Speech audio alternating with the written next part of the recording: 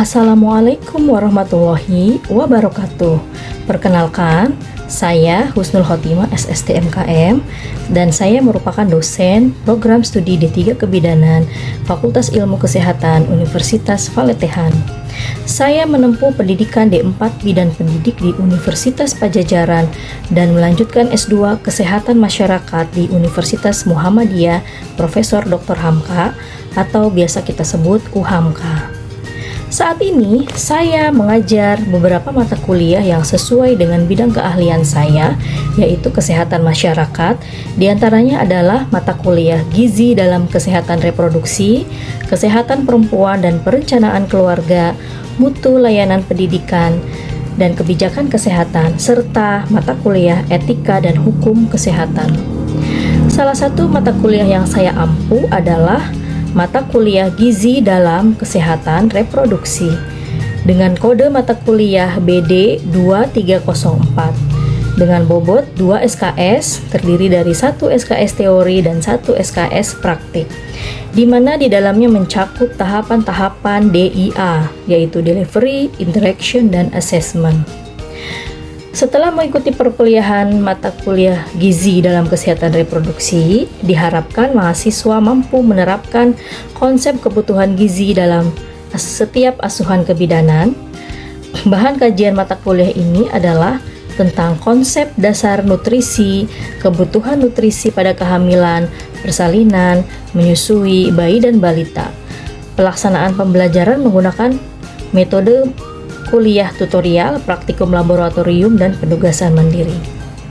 Capaian pembelajaran lulusan meliputi sikap, keterampilan umum, pengetahuan, dan keterampilan khusus. Adapun capaian pembelajaran mata kuliah atau CPMK pada mata kuliah ini adalah 1. Mahasiswa mampu menjelaskan konsep dasar ilmu gizi dan menguraikan manfaat zat-zat gizi bagi wanita sepanjang daur kehidupan. 2. Mahasiswa mampu menyusun kebutuhan gizi seimbang bagi wanita sepanjang daur kehidupan. 3. Mahasiswa mampu menjelaskan hubungan gizi dengan kesehatan reproduksi. 4. Mahasiswa mampu memberikan pendidikan kesehatan tentang gizi pada wanita sepanjang daur kehidupan. Dan yang kelima adalah mahasiswa mampu mengelola menu sesuai dengan tingkat kebutuhan. Mata kuliah ini terdiri dari 14 pertemuan disertai dengan UTS dan UAS. Adapun bahan kajian mata kuliah gizi dalam kesehatan reproduksi diantaranya adalah 1. Konsep dasar gizi dan manfaat gizi. 2. Gizi seimbang bagi ibu hamil. 3. Gizi seimbang bagi ibu menyusui. 4. Gizi seimbang bagi bayi. 5. Gizi seimbang bagi balita. 6. Gizi seimbang bagi anak sekolah, remaja, dan dewasa. 7. Gizi dan fertilitas. 8. Jenis makanan yang berdampak positif bagi pemenuhan gizi berbasis bukti. 9. Prinsip diet pada ibu hamil normal. 10. Prinsip diet pada ibu hamil dengan bermasalah. 11. Masalah gizi pada ibu menyusui dan remaja. 12. Masalah gizi pada bayi, balita, dan anak prasekolah. 13. Menyusun menu. 14. Menyajikan makanan sesuai menu yang telah disusun. Sistem perkuliahan pada mata kuliah ini adalah metode blended, yaitu terdiri dari online dan offline. Semua pertemuan teori dan beberapa pertemuan praktik dilaksanakan secara daring atau online menggunakan media Zoom, Google Meet, dan WhatsApp.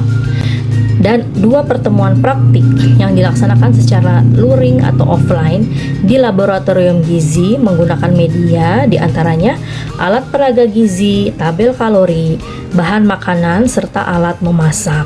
Pada pertemuan selain praktikum di lab, sistem pembelajaran menggunakan metode ceramah tanya jawab, diskusi, dan self-directed learning atau SDL. Metode SDL memungkinkan mahasiswa untuk memiliki kemampuan mengambil inisiatif dalam bertanggung jawab terhadap pelajarannya dengan atau tanpa orang lain, dengan cara diberikan penugasan berupa kasus, kuis, dan pembuatan makalah. Pada pertemuan terakhir, yaitu pertemuan 13 dan 14, mahasiswa melakukan praktikum di laboratorium gizi. di mana dosen mendemonstrasikan keterampilan, kemudian mahasiswa melakukan praktikum keterampilan tersebut. Adapun keterampilan yang diajarkan adalah menyusun menu sesuai tingkat kebutuhan seseorang, kemudian membuat dan menyajikan makanan sesuai dengan menu yang telah disusun.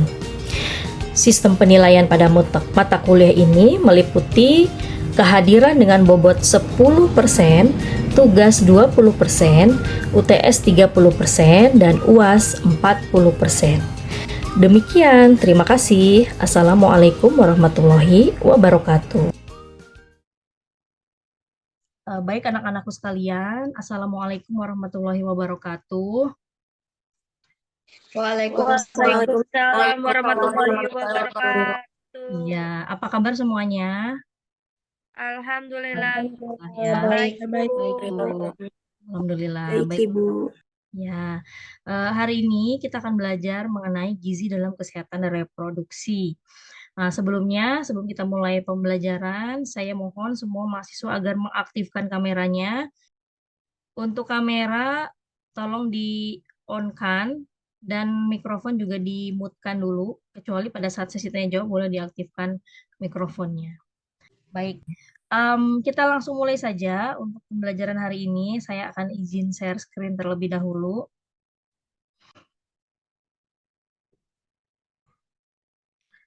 Apakah sudah jelas terlihat di layar? Jelas Sudah, Bu. Oke. Jelas Bu. Ya, baik, kita hari ini belajar mengenai gizi dan fertilitas. Ada yang tahu apa yang dinamakan fertilitas? Ada yang pernah dengar? Kesuburan. Kesuburan, betul ya. Jadi gizi itu memang ada kaitannya dengan kesuburan atau fertilitas. Pokok bahasan kita hari ini adalah zat gizi pendukung fertilitas, kemudian gizi dan sindrom prahaid atau pramenstrual syndrome. Kemudian kita akan membahas bagaimana hubungan status gizi dan menars, kemudian gizi dan menopause.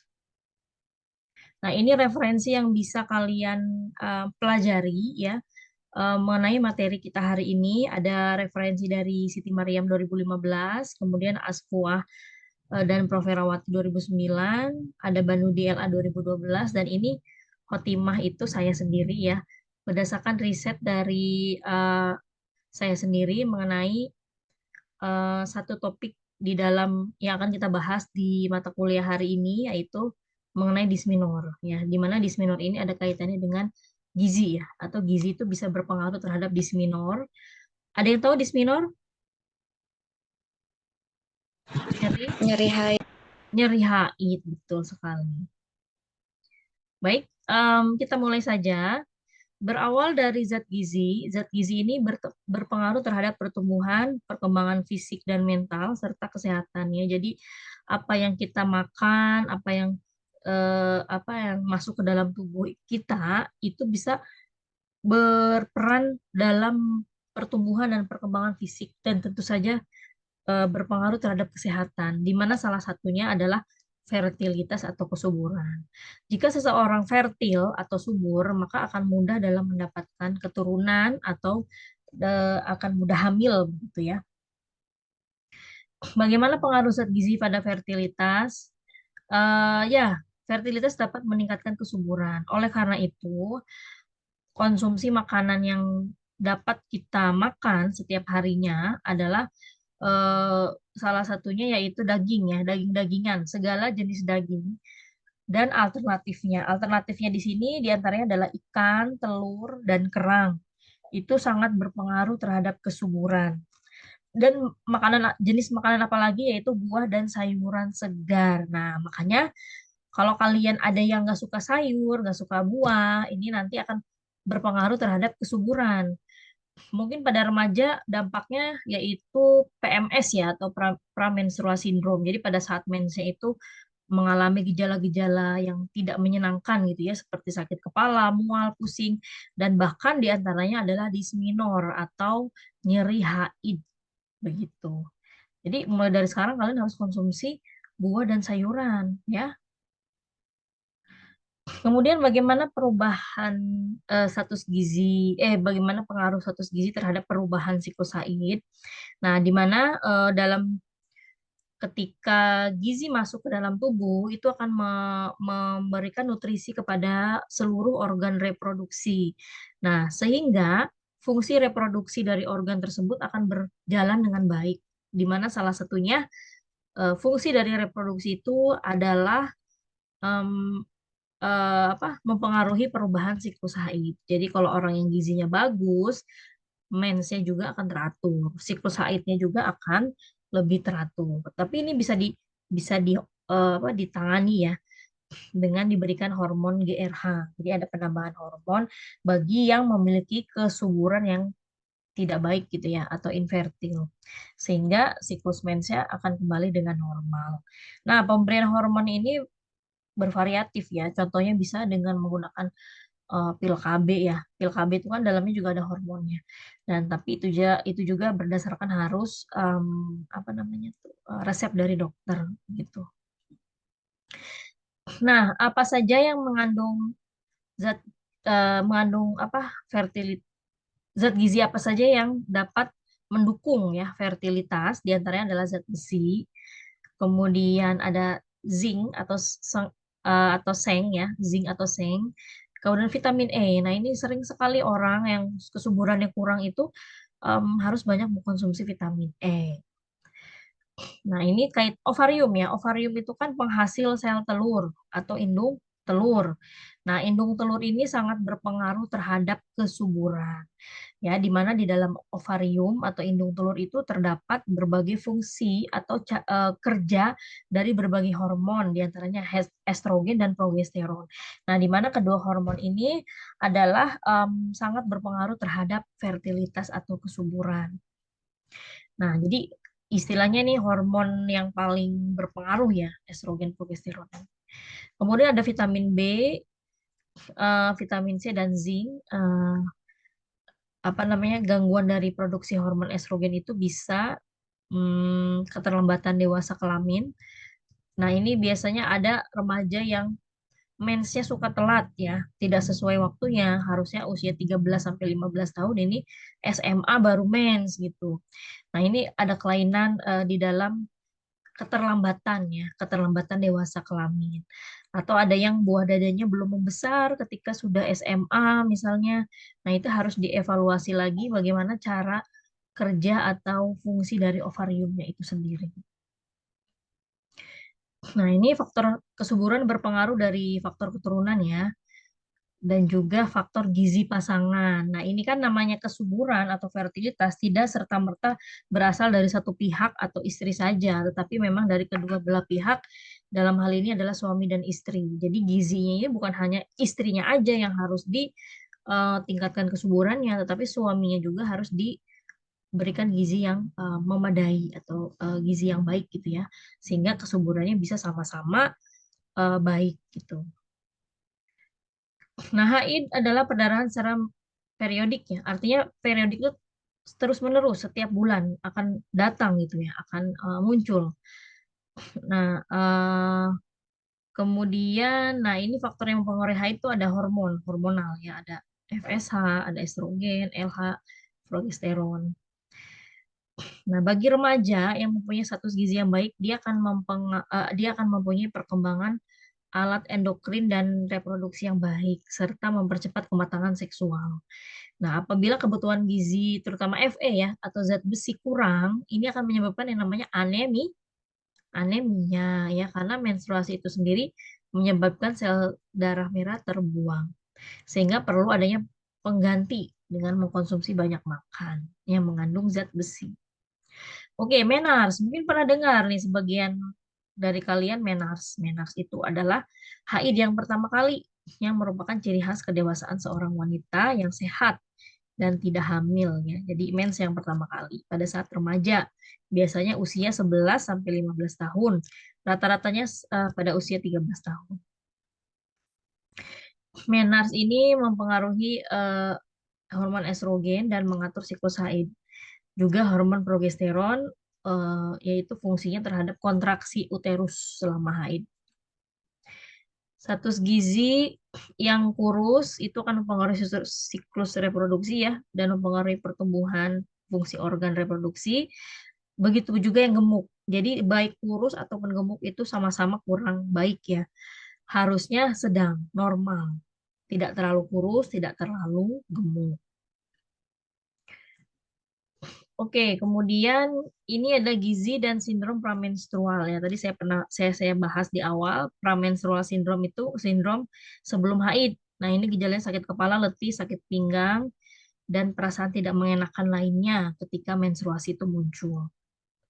Nah, caranya kita membatasi konsumsi makanan tinggi gula, tinggi garam ya, daging merah. Kemudian batasi konsumsi protein. Kalau yang merokok itu berhenti dulu merokoknya, karena rokok ini sangat berpengaruh sekali terhadap dysmenorrhea atau premenstrual syndrome itu ya. Mengkonsumsi ikan, bayam, kacang, dan lain-lain. Nah, tadi menyinggung mengenai dysmenor pada remaja. Nah, dysmenor ini sendiri dapat diatasi selain dengan memberikan gizi yang baik. Dysmenor atau nyeri haid pada remaja, yaitu salah satu gejala dari premenstrual syndrome, itu bisa diatasi dengan menggunakan terapi non-farmakologi. Terapi non-farmakologi ini adalah terapi yang tanpa menggunakan obat-obatan medis ya. Jadi terapinya yaitu menggunakan cara-cara yang alamiah. Dan ini pun berbeda untuk setiap orang itu akan berbeda treatmentnya atau berbeda terapinya, tergantung bagaimana hal apa yang membuat orang tersebut nyaman gitu. Misal, kalau di antara kalian ada yang suka musik, mungkin dengan mendengarkan musik itu bisa hilang atau tidak merasakan lagi nyeri menstruasinya, atau misalkan ada orang yang cara healingnya itu misalnya dengan jalan-jalan ke mall. Nah, itu bisa juga. Ya.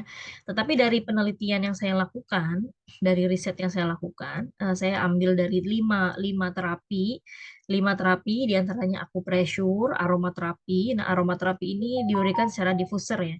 Kemudian ada terapi musik. Terapi musik ini juga tergantung genre yang diminati oleh remaja. Jadi tidak harus yang em, musiknya itu yang apa ya, musik klasik itu tidak perlu. Ini kayaknya Rifda udah nggak sabar ini, udah dari tadi kayaknya udah celingak-celinguk pengen nanya kayaknya ya.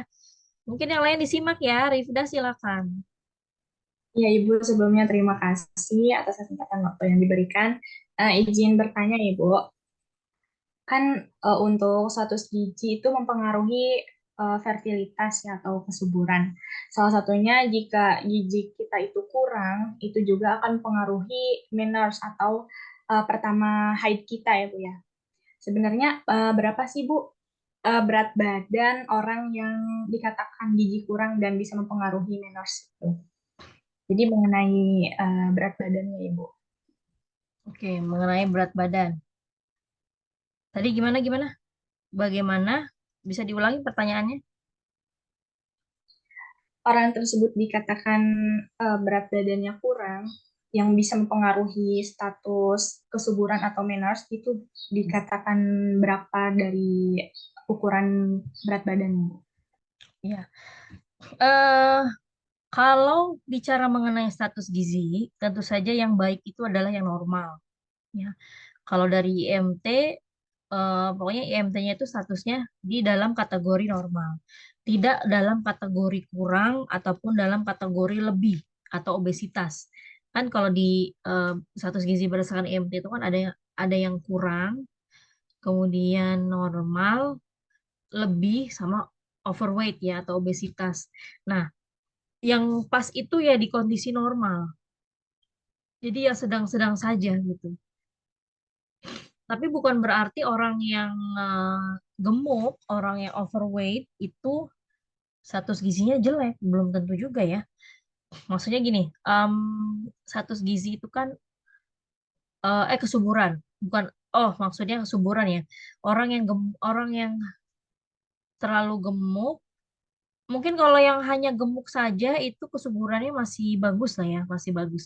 Tetapi memang rata-rata kalau yang overweight atau obesitas itu status gizinya juga kesuburannya atau fertilitasnya akan kurang.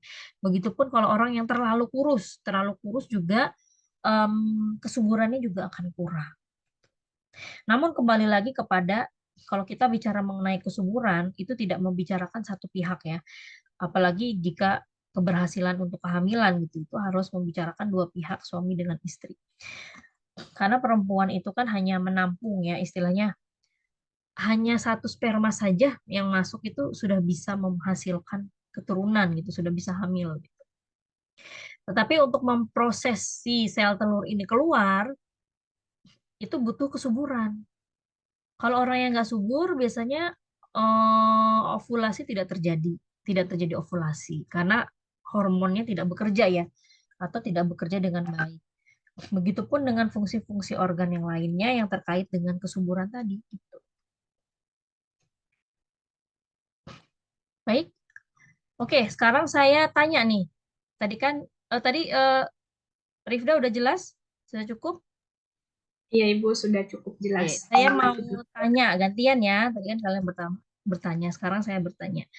Ada yang tahu apa yang dimaksud dengan menars? Saya, Bu. Ya, silakan Lisda. Wah, semangat sekali nih Lisda nih. Silakan ya, apa Ya, itu? manners itu haid pertama yang terjadi, yang merupakan ciri khas kedewasaan seseorang wanita yang sehat dan tidak hamil. Usia pada saat manners itu antara 11 sampai 15 tahun atau rata-rata 13 tahun, Bu. Oh iya, oke. Yang lain bagaimana? Setuju dengan jawaban Lisda? Setuju. Bu. Oke. Oke, satu lagi. Saya mau tanya lagi. Kita evaluasi nih ya. Coba nih kalian ini enggak menyimak tidak gitu ya, tadi penjelasan saya. Tadi kita bicara mengenai disminor. Gizi itu kan terkait dengan PMS tadi ya, salah satunya dia disminor. Nah, bagaimana terapi atau cara untuk mengatasi disminor itu sendiri berdasarkan slide yang tadi saya sampaikan. Selain dengan memberikan gizi yang baik. Oke, ini Siti Rofiko sudah meng-raise hand nih, sudah mengangkat tangan. Sudah tidak sabar untuk menjawab pertanyaan dari saya tadi ya. Silakan Rofiko untuk menjelaskan jawabannya. Baik Ibu, izin menjawab. Dysminor itu bisa dilakukan dengan mengatasinya dengan non-farmakologi. Contohnya akupresur, eh, terapi musik, ataupun aromaterapi yang pakai diffuser itu, kompres hangat, dan exercise. Bisa juga dengan terapi komplementer ataupun farmakologi lainnya yang emang menurut dianya baik, Ibu. Oke, bagaimana yang lain? Setuju dengan jawaban Rofiko? Setuju. Setuju. Baik, bagus sekali ya jawaban dari Rofiko, betul. Jadi salah satu metode untuk mengatasi disminor selain memberikan gizi itu adalah non farmakologi ya, terapi non farmakologi. Karena kalau terapi farmakologi itu bisa bisa apa ya?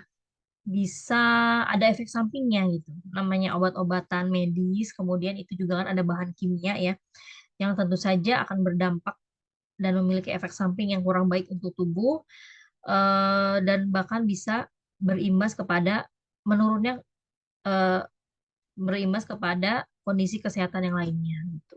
Bisa larinya ke ginjal ya kan, atau yang lainnya kan. Kadang-kadang ada orang yang spasminal ya, minum spasminal ketika mens. Nah, itu juga tidak menjadi solusi yang tepat.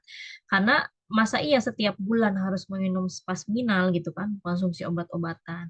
Selama masih ada cara alami, kenapa tidak kita lakukan dengan menggunakan terapi-terapi yang alami, yang jauh dari efek samping yang akan terjadi nantinya. Begitu. Oke, em, mungkin itu saja yang dapat saya sampaikan. Ada yang mau ditanyakan lagi? Ada yang mau dibahas lagi? Ada yang Sudah mau cukup. bertanya? Sudah cukup, Bu. Oh, ini ada yang mau bertanya, Sri Cahyani. Ya, silakan nih. Tidak apa-apa, ya. Barangkali Baik, ada yang- Ibu izin bertanya. Ibu, misalkan kalau misalnya kita head, nah itu dalam 1 bulan itu bisa 2 kali. Nah, itu bisa berpengaruh dari gizi apa gimana ya, Bu? Ya, sesuai dengan materi yang tadi saya bahas, status gizi itu terkait dengan kesuburan ya. Termasuk di dalamnya itu kan proses kesuburan tuh ada yang namanya siklus mens. Kalau siklus menstruasinya baik, itu kesuburannya juga baik. Nah, gizi ini ada kaitannya dengan siklus menstruasi tadi. Kalau ditanya ada nggak hubungannya Bu antara gizi dengan siklus haid yang tidak teratur? Ada kaitannya. Eh, Harusnya kan normalnya seseorang itu mensnya sebulan sekali atau teratur. Ini sebulan 2 kali. Berarti ada something wrong. Ada sesuatu yang salah dengan tubuhnya. Bisa dari organ reproduksinya, dari hormonnya, dan lain sebagainya.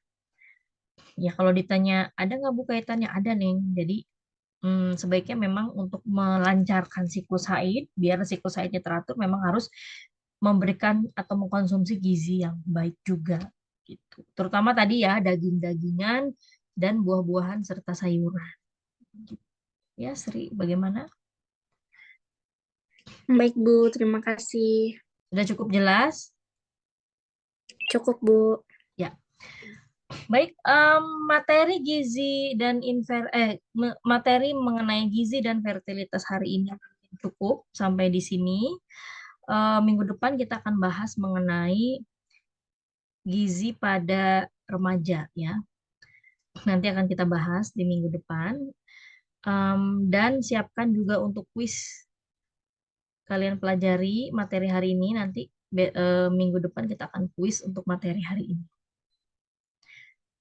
Mungkin itu saja yang dapat saya sampaikan pada pertemuan hari ini.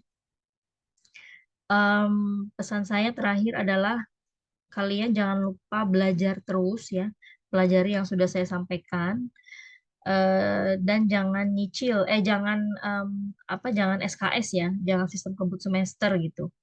Jadi upayakan dari sekarang udah mulai nyicil, belajar dulu baca sedikit-sedikit. Mungkin itu saja dari saya, kurang lebihnya saya mohon maaf. Saya akhiri, wabillahi taufiq wal hidayah. Wassalamualaikum warahmatullahi wabarakatuh. Waalaikumsalam warahmatullahi Waalaikumsalam Waalaikumsalam warahmatullahi warahmatullahi wabarakatuh. Ya, terima Terima kasih, kasih. Bu. Terima kasih, Bu. Ya, sama-sama.